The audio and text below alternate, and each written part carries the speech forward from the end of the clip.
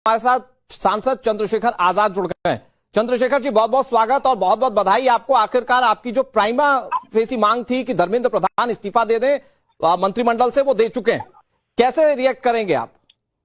देखिए, ये 52% युवाओं का देश है और युवाओं की मांग को जो जायज है वो लाठी गोली से नहीं कुचला जा सकता। तो सबसे पहली शर्त ही ये थी कि पहले धर्मेंद्र प्रधान इस्तीफा देंगे, तब फिर पार्लियामेंट में भी चर्चा शुरू होगी। तो धर्मेंद्र प्रधान जी को नैतिकता के आधार पर इस्तीफा देना था कि उनकी वजह से 20 से 22 बच्चों ने सुसाइड किया। देर से हुआ लेकिन उचित कदम है। अभी शिक्षा में सुधार बाकी है जी। ये जो पूरी पॉलिसी है, एग्जाम पॉलिसी, इसमें सुधार होना चाहिए, वो बहुत जरूरी है। वरना ये चेहरा बदलने से, व्यक्ति बदलने से काम नहीं चलेगा। अगर सरकार की नीयत सही है तो वो इस पॉलिसी में सुधार करे कि बच्चे पेपर देने जा रहे हैं 500 किलोमीटर, बच्चियां पेपर देने जा रहे हैं 500 किलोमीटर, वो बेरोजगार हैं, वही आपकी सरकार चलाने का पैसा दे रही है। ये कहाँ तक सही है? दूर दूर सेंटर पेपर की परीक्षा में जो हर बार जो है भाई नौकरी आई 10,000 वैकेंसी और पेपर फॉर्म भरा 10 लाख बच्चों ने, 9,90,000 बच्चों का जो पैसा है वो तो सरकार पे चला गया। तो ये तो बेरोजगार लोग हैं, इनको क्यों लूट रहे हो? ये लूट का काम चंद्रशेखर भाई, मैं दो चीज इसमें आपसे और समझना चाहूंगा। एक तो ये क्योंकि आप भी लगातार अनशन कर रहे थे संसद परिसर में, तो उस अनशन को तो आप पूरी तरह से आप खत्म कर देंगे? मैं तो आज भी आंदोलन पे हूँ, लखनऊ में इको गार्डन पे, हजारों लोगों के बीच में। अच्छा। पूरे उत्तर प्रदेश में और देश भर में आज आजाद समाज पार्टी चंद्रशेखर भाई, आप तो मुख्यालय में ज्ञापन दे रही है। चंद्रशेखर भाई, आप तो चूंकि खुद भी सांसद है ना, जो मंडे से अभी मानसून सत्र चलेगा, बीइंग अ सांसद हम लोग भी उम्मीद करेंगे कि आप लोग जाइए और चर्चा में हिस्सा लीजिए और सरकार को बताइए कि कैसे बेहतरी आ सकती है इस एजुकेशन सिस्टम में।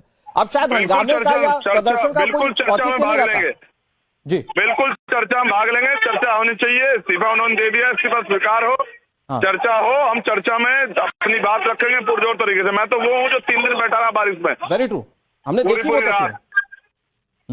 तो ये बदलाव, क्योंकि इस्तीफा मुझे भी लगता है चंद्रशेखर भाई, ना आप लोगों का मुख्य मोटिव था ना किसी और का। मुझे लगता है इस पूरे आंदोलन का मुख्य मोटिव था कैसे एजुकेशन सिस्टम बदला जाए। बीइंग अ सांसद, क्या आप लोगों के पास उस तरह का कोई रोड मैप है जो सरकार के सामने आप बताएं कि कैसे पूरा सिस्टम बदलेगा? पूरा प्रस्ताव चर्चा होगी, सरकार के सामने रखेंगे और सरकार से आग्रह करेंगे उसको माने, उसको लागू करें। अच्छा चंद्रशेखर भाई, लास्ट चीज एक पूछ रहा हूं आपसे, क्योंकि मैंने देखा आपने बहुत इंटरेक्ट किया, मैं खुद भी कवर करने गया जंतर मंतर पे, मैंने देखा आपका इंटरेक्शन बड़ा हुआ छात्रों से। अब यहां से चूंकि इस्तीफा हो चुका है, आप कहेंगे छात्रों को कि अब जाइए घर, अब जाकर पढ़ाई कीजिए, क्योंकि अब पढ़ाई की जरूरत है। बिल्कुल, जो लोग आंदोलन में हैं उन छात्रों से अपील करेंगे कि उनकी जो बाकी मांगे उन पर लेके पार्लियामेंट में भी चर्चा हो रही है और चर्चा होगी और उनकी जो मांगे उनके लेके सरकार को भी ज्ञापन दिया गया था। तो उम्मीद है कि सरकार सारी मांगे मान लेगी, तो अपनी पढ़ाई पे ध्यान दे। ये बात उनसे मैं जरूर कहूंगा। ठीक है, मतलब आप कह रहे हैं कि अब ये प्रदर्शन होने का कोई औचित्य नहीं है, प्रदर्शन खत्म हो।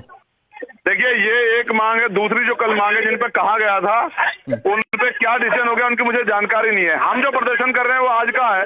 अच्छा। अगर सरकार मांगे मान लेगी तो हम लोगों से कहेंगे, बच्चों से कहेंगे पढ़ें, पार्टी के लोग काम करें। अगर कोई मांगे रहेगी तो उसके लिए भी बात करेंगे। अच्छा, सियासी पहलू प्रदर्शन सुधार के लिए था, किसी व्यक्ति के खिलाफ नहीं था, सरकार की पॉलिसी के खिलाफ था। बहुत बढ़िया चंद्रशेखर भाई, ये सुनकर अच्छा लगा कि आप लोग छात्रों के बारे में इतना सोच रहे हैं। एक चीज और मैं पूछ रहा हूं, क्या विपक्ष को भी कोई नसीहत देंगे, क्योंकि उन्होंने जबरदस्त हंगामा किया, संसद चलने ही नहीं दी। उन लोगों की भी सहभागिता की जरूरत है छात्रों पर, अगर कंस्ट्रक्टिव चर्चा होनी है तो। अगर विपक्ष हंगामा नहीं करता तो सरकार नहीं है, इतनी संवेदना नहीं सरकार में, जिसने बैलेट गन चला के जो है आंखें फोड़ दी बच्चों की, बच्चों को लाठी मारी, इतनी संवेदना नहीं सरकार में। ये विपक्ष ने जोर लगाया और जो प्रोटेस्टर उन सबको बधाई देता हूं मैं। तो अब तो संसद में हंगामे की कोई जगह नहीं ना चंद्रशेखर भाई?